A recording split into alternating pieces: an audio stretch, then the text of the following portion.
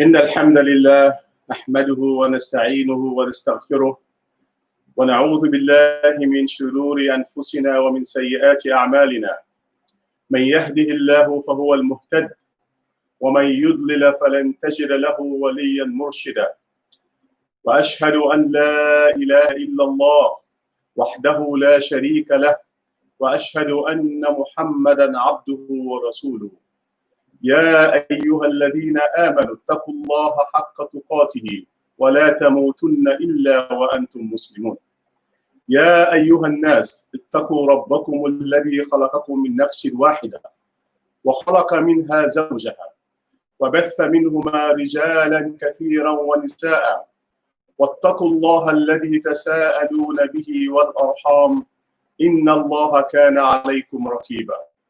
يا أيها الذين آمنوا اتقوا الله وقولوا قولا سديدا يصلح لكم أعمالكم ويغفر لكم ذنوبكم ومن يطع الله ورسوله فقد فاز فوزا عظيما. أما بعد, my dear respected brothers and sisters, viewers all over the world, I bring salam from the United States of America, Virginia, on this blessed day of Jum'ah, and I hope we all do fine and well. Alhamdulillah, brothers and sisters, for another opportunity where Allah subhanahu wa ta'ala don't give we for witness the day of Jum'ah. It's not a blessing we will not take for granted, because a Jum'ah is a big day for all Muslims, regardless of the current situation where they come. Still, we'll be thankful for this day. Today, inshallah, I want to talk a little bit about this time Udipa. Now, this will be inside the month of Zulqa'dah. And we all know this now one of the months that we considered the month of Hajj, the pilgrimage to the holy site of Mecca. We know say the month of Hajj now four: Muharram, Zulqa'dah, Zulhijjah. So we want to talk about this current situation in connection to the Hajj, because last year, time like this, when they prepare, right? When they prepare, the one day when they go, we tell them farewell. People then they make arrangement for the hotel, booking, flights. So everybody can busy around this time, especially the one day when they go perform the pilgrimage. And the one day where they get family members them when they go for Hajj. But this year, that is not the case. As we all know, the government of Saudi Arabia, they don't come to a decision say they're not going to hold Hajj this year. They're not going to allow Muslims from all over the world for travel for perform the Hajj rites. And that is because of the situation with the situation of the coronavirus pandemic, where it don't ravage the entire world. It don't affect so many people. It don't make almost 1/3 of the population for be kept indoors, quarantined. So this is something we will talk about, because now everybody talk about. And there are so many questions where they come up. Is it right for lady Saudi authorities cancel Hajj? Not to God get death in life? So many questions people in there ask. Why did Rogo go? Well, first of all, if we understand, say, collective responsibility, a day above individual responsibility. And the collective benefit, a day above the individual benefit. When Allah subhanahu wa ta'ala talk about in Surah Al-Hajj, it says, وأذن في الناس بالحج يأتوك رجالا ومن كل فج عميق من كل ضامن ومن كل فج عميق يشهدوا منافع لهم وليذكروا الله. Allah subhanahu wa ta'ala, when we talk about this ayah, it say told Ibrahim alayhi salam, call the people there for letting camp perform Hajj, so that don't go, remember Allah subhanahu wa ta'ala, and at the same time for benefit, because there are so much benefits in Hajj. Apart from the spiritual benefit, There is the benefit of transacting, transaction, for engaging trade, for see people them, gather together. Yes, all these are benefits we Allah subhanahu wa ta'ala talk about. But at the same time, the benefit, if this benefit, the individual benefit where they get, it affect or it hamper the benefit of the entire community, so that allowing for Lowy cancels that benefit, that individual benefit there. So how the Saudi government don't come up with this decision for only allow certain number of people internally within the country from different nationalities for letting them perform the Hajj, probably few thousands for letting them perform the Hajj, and even as that, they get to take the necessary precautions them for letting allow this disease for develop or for Canada country and to affect other people there. So now I make the encounter with this decision. And if we go back to history, because there have been so many times, so many instances where actually they don't call off Hajj because of either health situation or because of security reasons. It don't happen in the past. I mean, in this modern time, this is the first time since the formation of Saudi Kingdom in 1932. But prior to that, there are instances where even the Saudi government themselves, they don't publish and they don't list the years where actually they've been canceled Hajj because of certain reasons. So now we understand, say, this thing where they go on, not to fake thing. We don't see people that don't die a lot. People are still affected. But we as Muslims, we for also know that this is not a test from Allah subhanahu wa ta'ala. Now a test, because it don't happen in the past. How we don't see that a test? Because it don't happen to people them, where they're more pious than we. But first, we'll talk about the times then where the times where Saudi government been cancelled or the Hajj been cancelled because of health. So during the time of the Karamitians, this have been a group where they call them like a deviant group. They've been considered, say, performing Hajj in a pagan practice. Then raid the Hujjaj them, then go with them and then kill about 30,000 of them. 30,000, they kill them. And after that, then prevent Hajj for 8 good years. And that happened around 895, 896 AD. So that had been one of the times there. Another time where happened again, where during, I think, 1800, where they been get this plague, what they call the Indian plague. Instead of the same thing, that the disease will spread, we affect people them, they kill people left and right, and has been cancelled for this reason as well. For 7 good years, they prevent people them from going to perform Hajj. So this is not the first time for lay people take into consideration the common good over the individual good or individual benefit. Because so many people will talk about why they do this, why they do that, forgetting that this is not a disease where they spread so fast and a deadly disease.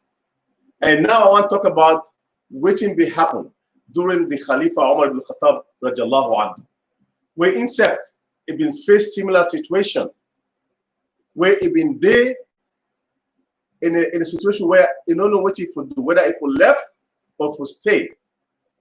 Now, during the time of Umar ibn Khattab radiallahu anhu, a plague been strike the city of Amwas. And now it been a plague where it go off and on.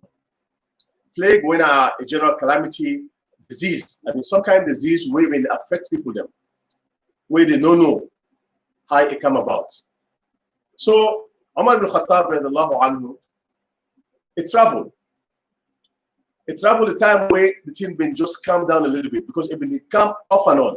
So during the time where it just subsided a little bit, now it traveled ahead from Medina to Sham.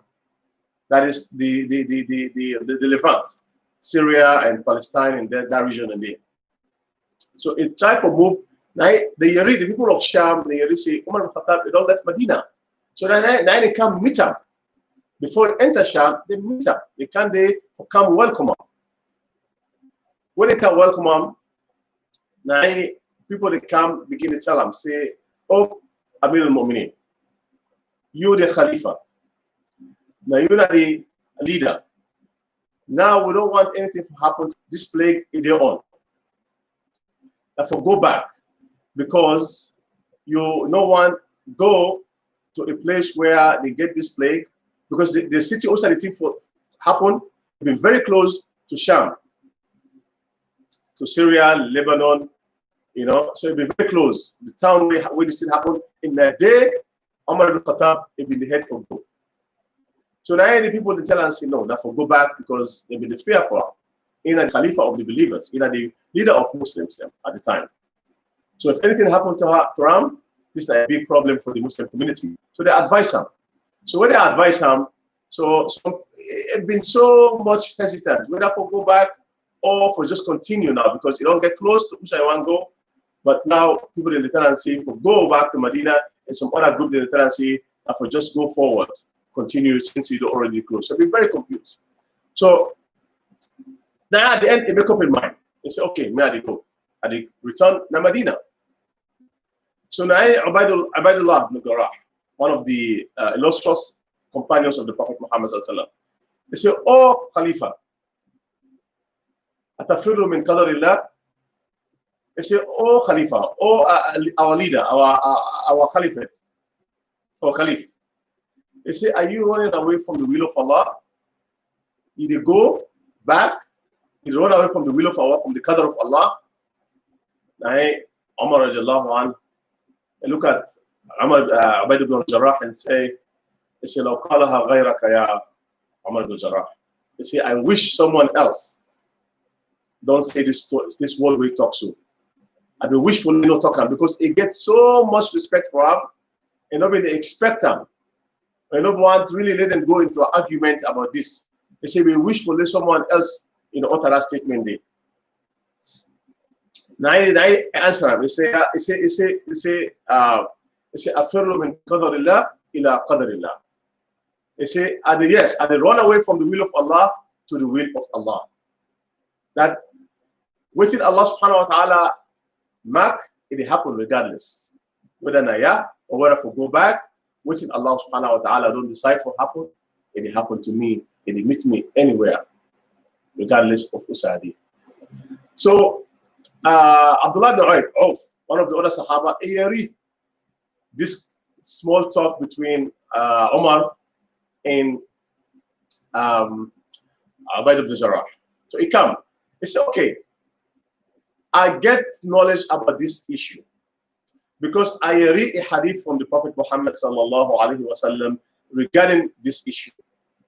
Because the ta'un or the plague or this pandemic, they call them plague at the time, Prophet sallallahu alaihi wasallam, witness him, but a prophesizer. So Abdullah ibn Auf, it come, it tell them, it tell Umar and Ubaid ibn Jarrah, it say, I heard the Prophet sallallahu alaihi wasallam, it say, إذا وقع في أرض فلا تخرجوا منها وإذا وقع في أرض وأنتم فيها إذا وقع في أرض وأنتم فيها فلا تخرجوا منها وإذا وقع في أرض وأنتم غير فيها فلا تذهبوا إليها. That if the plague it happened for strike na a town usa on a day on a stay put on a no left for go out for left the town for travel. If on a day on a stay put day on a stay day that the place usa it happen but on a no for move. Then if it happen na a place wona no day another city, another place, it happened. Say the plague strike there, then when I not go to that city there. Then Umar ibn Khattab will say, see, that means the decision will be made. Alhamdulillah, you don't know about this hadith, you don't remember this hadith, but with a reminder about this hadith, now you go back to Medina. You go back to Medina, you know, continue in journey. This that I just for tell we say, what we see today with this pandemic and this health situation, it only afflicts the Sahaba and other nations before we. And they were able to deal with it. And they were able to maintain the what they ask we for do, for stay that we houses them, for low we know for the social distancing, for low we know allow we self, for low we get closer to people that wouldn't get the disease because we don't know. So this, my brothers and sisters, just a reminder to we all that what don't happen, this is not a big calamity from Allah subhanahu wa ta'ala. And it happened to me, this is the second ibadah where a lot of people are deprived of. First one, whether the Ramadan, we do them alhamdulillah, but it's in an unusual way because we'll not be able to tarawih, we'll not be able to do the jama'ah, but we do them. The Hajj as well, Allah subhanahu wa ta'ala said, "Man istata'a minhu ilayhi sabila." So anyone way able and the ability, the part of this, the health issue also. Because if you're not able to go because of health issue, because of restriction, this also a part of the ability where Allah subhanahu wa ta'ala talk about. So my brothers and sisters, I just want to touch on this because so many talks about the Hajj cancellation and the one they don't plan for months. They able to go. They able to go. But lost years. Number one, lost years. Anytime where difficult, lost years. Anytime where difficulty come, we all will ask Allah subhanahu wa ta'ala for ease the situation on the one day when they are afflicted with this disease. The one day where Allah subhanahu wa ta'ala he take their life through this disease. May Allah forgive them and make them among the shuhada them. And the one day when they still suffer from this disease, may Allah subhanahu wa ta'ala make it easier on them. أقول قولي هذا وأستغفر الله لي ولكم فاستغفروه إنه غفور رحيم.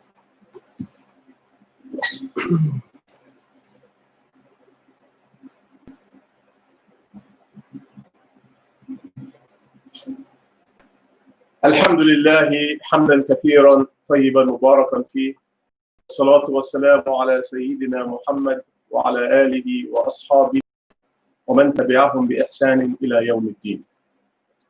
So my brothers and sisters, I know say some of you don't plan, some of you don't put money aside, some of you don't make plan, the intention, which I want to tell you now, when I not lose anything. With the cancellation of the Hajj, when I not lose anything. Because, yes, you want to protect yourself, you take care of yourself, but be mindful of the one next to you. This always the rule of Islam. You always look after your brother and sister. You want to go Hajj, yes, but you have to at the same time be mindful. In case you go, you don't know this virus, whether you get it or not. Or maybe if you don't get it, but you go, maybe you go wait and that place the crowd is at the crowd day. So the plan way you don't do for do the Hajj, Allah subhanahu wa ta'ala still reward you because of the intention. Because innamal a'malu binniyat. Amal, the work we will do is based on our intentions. Anything we will plan for do, even if we're not able to do them, as long as we take the niyyah, as long as we take that intention to undertake the journey to Mecca, for do the Hajj and we're not able because of this pandemic, Allah subhanahu wa ta'ala still it will reward you for that.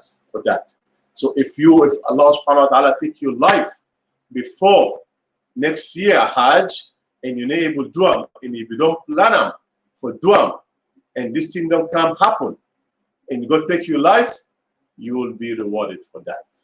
You will be rewarded. But if you leave foresee another year free from any pandemic, no issues, no problem, and you get the means for dua, dua. Yes. So my brothers and sisters, viewers, this now responsibility as Muslims for adhere to the rules and regulation when it comes to safety. Yes, we want to worship Allah subhanahu wa ta'ala, but worshiping Allah subhanahu wa ta'ala, we also have to be mindful of waiting the benefit we and waiting. I mean, even from prayer, even the salat, where you seek waiting Allah subhanahu wa ta'ala tell me. So you can take any situation, any waiting easy for you. If you're not able to pray standing, sit down. If you're not able to pray sitting down, pray lying down. If you're not able to pray lying down, your body, the heart, you're not able to move, pray with your eyes. Even just shake your eyes, and Allah subhanahu wa ta'ala will accept them. Islam is easy. Islam is an easy religion. But sometimes, the Muslims, they make it difficult for people and for themselves. So therefore, for that here, and they will not say, yes, God, now I ain't get everything. God, now I ain't got in destiny. Yes. Umar ibn Khattab, remember the story? Umar ibn Khattab, you know, say God, now I ain't get in destiny. Yes, God, talk up. But what do? You go back. You go back. You know, say, okay, I'll continue. I'll go forward with me. Now, God, I ain't get life and death. If God want, I live, I will live. I will survive this plague. If you want to take my life, it will take my life. No, you don't think like that. You take the advice of the Sahaba, of the companions at the time, and you go back to Medina. Not just for your own safety, but the safety of the people there. Because if you go yonder, you go catch the disease, then you go back to Medina, they spread them, it don't cause harm to the entire community. Now, I'm not sure we think like that. We think along those lines, for protect yourself and protect your community and protect your loved ones. Because this is what Islam is all about. So many people that don't suffer. This has not been an easy year for we. It has been a very tough year, but there is hope. As I always say, there is hope. Let's continue for rely on Allah subhanahu wa ta'ala, and at the same time, do what we're supposed to do as humans. What we're able to do to protect yourself. If we take the necessary precautions, if we play with your own parts, don't just lie down or fold our hands and sit our culture. No, our culture is usually in the wrong context. If you lie down and you put yourself in danger and you sit our culture on Allah, you already misuse the term tawakkaltu. Tawakkaltu, yes, you rely on Allah on what you know get control over. But what you get control over, we then say protect yourself, wear a mask, social distance. You know, this all you're able to do. So why you say you know do it? If you do it. So we ask Allah subhanahu wa ta'ala, again, the one the way Allah subhanahu wa ta'ala will afflict, let Allah subhanahu wa ta'ala give them cure. The one the way they don't go, let Allah subhanahu wa ta'ala forgive them. And as they in these holy months of Islam, they will remember for give charity. They will remember what project they will get at hand. The masjid project will get. The masjid project we will lead us there. They don't try we don't get them. We don't get alhamdulillah. Now we do our best for we make sure say this project is completed.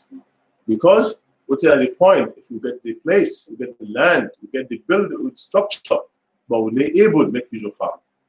We're not able to maintain them for they become a functioning community center for the kingdom. For even with self, for we able to go and spend time with Allah subhanahu wa ta'ala. So don't forget for donate generously. For don't forget, no give sadaqah. No remember the one the back way in the sofa. So many places, people that they don't get the hand to mouth. They don't get problems. So don't forget them. All these that He will really help you on the day of judgment. We ask Allah subhanahu wa ta'ala to forgive you. To forgive you all the one that will don't go. And for Allah subhanahu wa ta'ala cure. And for Allah subhanahu wa ta'ala take this calamity away. May Allah subhanahu wa ta'ala bring everything back to normal. May Allah subhanahu wa ta'ala make we able to endure this test. No we no resent, or no we no grumble, or no we no statement will make Allah subhanahu wa ta'ala angry with we. No, we just be patient. No, be patient, because this is the virtue of a believer. Calamity meter is happy. That's what a believer for day. Anything we meet you, just be, accept, even if you don't happy, because sometimes you're happy with Allah. That's what I meant. Because sometimes you get a calamity, we don't expect you to be happy, but no show this growth to Allah subhanahu wa ta'ala. No show Allah subhanahu wa ta'ala you're satisfied with in destiny. That's what I meant by being happy with Allah subhanahu wa ta'ala. No vex by God. You mean you can grieve, you can be sad, but no show Allah subhanahu wa ta'ala that you don't vex by now. Or because how you vex by Allah subhanahu wa ta'ala, or how you even say something where you say, why Allah, why me? No. Just accept them, and Allah subhanahu wa ta'ala will give you the reward. Just like Ayub, where Allah subhanahu wa ta'ala afflict them with so many diseases, so many problems in life. What you do at the end? So Allah, you don't give me health for 80 years. Now you don't test me with this calamity for 20 or 40 years. I will become ungrateful. Say no. I didn't even ask Allah for heal me, because I feel shy. Like say I feel like I'm not happy with my situation. So Allah subhanahu wa ta'ala replace in health with better health, money with better money, family with better family. So ask Allah subhanahu wa ta'ala for give you the patience, for give you the endurance. ربنا آتنا في الدنيا حسنة وفي الآخرة حسنة وقنا عذاب النار. اللهم اقسم لنا من خشيتك ما تحول به بيننا وبين معاصيك، ومن طاعتك ما تبلغنا به جنتك، ومن اليقين ما تهون به علينا مصائب الدنيا، ومتعنا اللهم بأسماعنا وأبصارنا وقواتنا ما أحييتنا به، واجعله الوارث منا، واجعل ثأرنا على من ظلمنا، وانصرنا على من عادانا، ولا تجعل الدنيا أكبر همنا ولا مبلغ علمنا، ولا تسلط علينا بذنوبنا من لا يخافك ولا يرحمنا. اللهم اغفر لنا ولإخواننا الذين سبقونا بالإيمان، ولا تجعل في قلوبنا غلا للذين آمنوا. اللهم اهدنا فيمن هديت، وعافنا فيمن عافيت، وتولنا فيمن توليت، وقنا برحمتك شر ما قضيت، إنك تقضي ولا يقضى عليك. سبحان ربك رب العزة عما يصفون، وسلام على المرسلين، والحمد لله رب العالمين. إن الله وملائكته يصلون على النبي يا أيها الذين آمنوا صلوا عليه وسلموا تسليما. السلام عليكم ورحمة الله تعالى وبركاته.